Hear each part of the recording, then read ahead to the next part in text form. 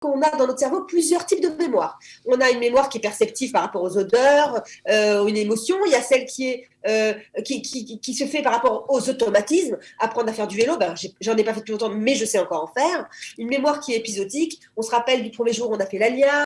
Feel Good pour être bien dans sa peau et dans sa tête.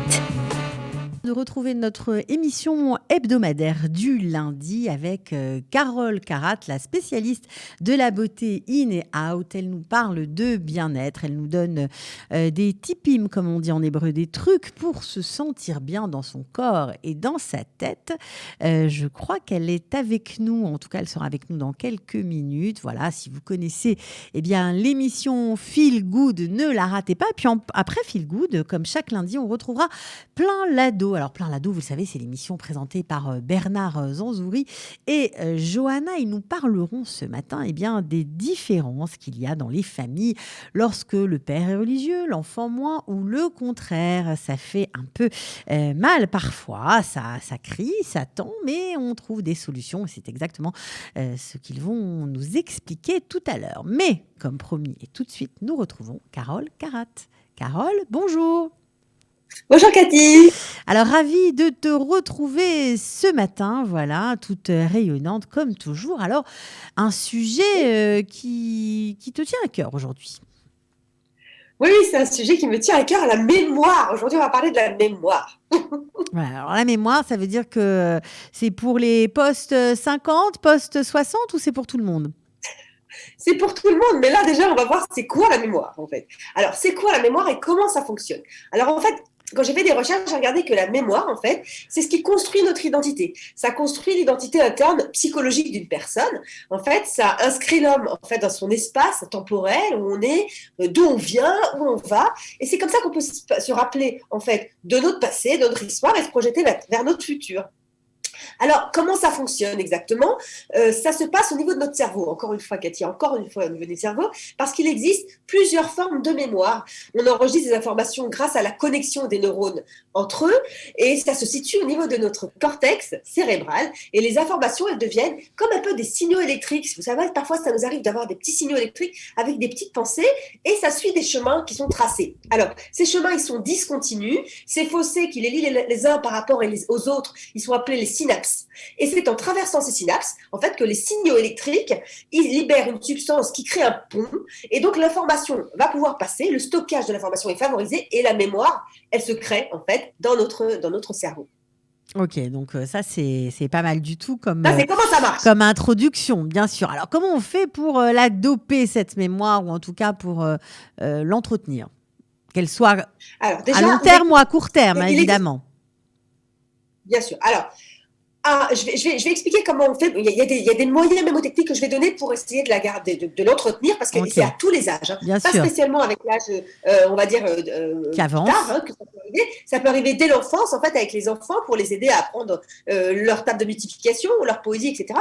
Mais ce qu'il faut savoir, c'est qu'on a dans notre cerveau plusieurs types de mémoire. On a une mémoire qui est perceptive par rapport aux odeurs, une émotion. Il y a celle qui est qui se fait par rapport aux automatismes. Apprendre à faire du vélo, j'en ai pas fait depuis longtemps, mais je sais encore en faire. Une mémoire qui est épisodique. On se rappelle du premier jour où on a fait l'ALIA, ou alors quand on a rencontré son mari, ou le jour encore où les tours à New York sont tombées, ou encore il y a des mémoires qui sont sémantiques. On peut se rappeler des capitales des pays, etc.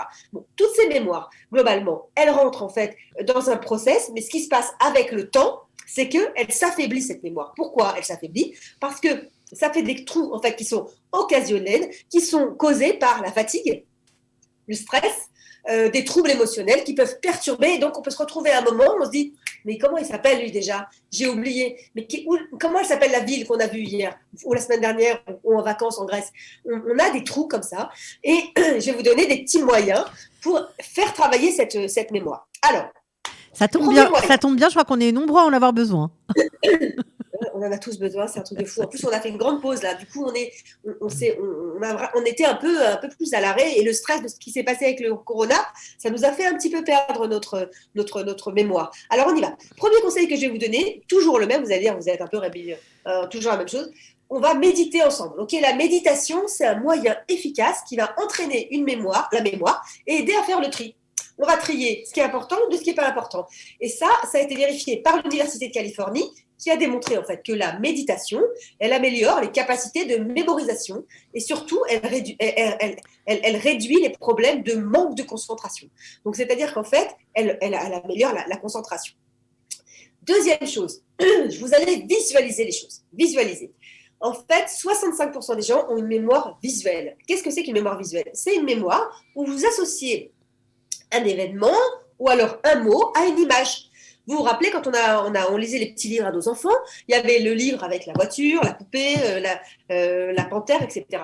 Et donc, effectivement, le fait de voir un mot associé à une image, eh ben, ça permettait de mieux nous en souvenir. Okay. Encore un petit moyen mnémotechnique, les jeux. Qui ne connaît pas tous ces jeux? Vous savez, on voit toujours les gens qui jouent aux mots croisés, les mots fléchés, le sudoku, etc. Alors, qu'est-ce que ça fait ça? Ça permet en fait de mémoriser à l'instant présent et de se poser et de faire travailler notre concentration et de la mettre tout de suite sur papier. Une nouvelle chose qui est sortie, que je recommande également, c'est un jeu sur ordinateur qu'on peut aussi charger sur notre téléphone, qui s'appelle Luminosity, avec un Y à la fin. C'est un jeu qui a été créé par des scientifiques, neuroscientifiques. Et en fait, c'est un jeu qui nous permet d'améliorer de 97% la mémoire des personnes en 10 heures de jeu. D'accord? Donc, la mémoire, 97% des utilisateurs ont amélioré leur mémoire en 10 heures. Voilà, ça, c'est les principales choses. Oui. C'est pas mal du tout. C'est pas mal. Lire, lisez, essayez d'apprendre et de répéter. Quand vous lisez un psaume, essayez de vous forcer à lire quelque chose. Je me rappelle avoir entendu que Ben Gurion avait une mémoire incroyable et il disait que tous les soirs, il s'endormait avec un psaume ou un poème, un vers d'un poème, et il l'apprenait avant de dormir et il se forçait à s'en souvenir le matin. Donc, il le lisait à haute voix, etc. Donc, ça, c'est des choses. Le sport encore. Le sport, Cathy.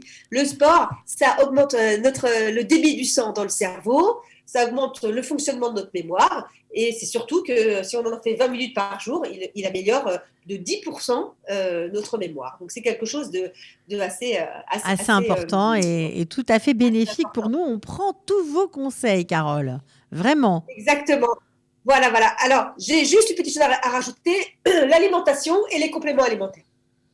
L'alimentation, c'est intéressant parce qu'en fait, on se rend compte qu'il y a des aliments qui nous aident à avoir plus de mémoire. Les huiles végétales, les fruits, les légumes, les produits laitiers, les céréales complètes, ça, c'est bon pour l'intelligence.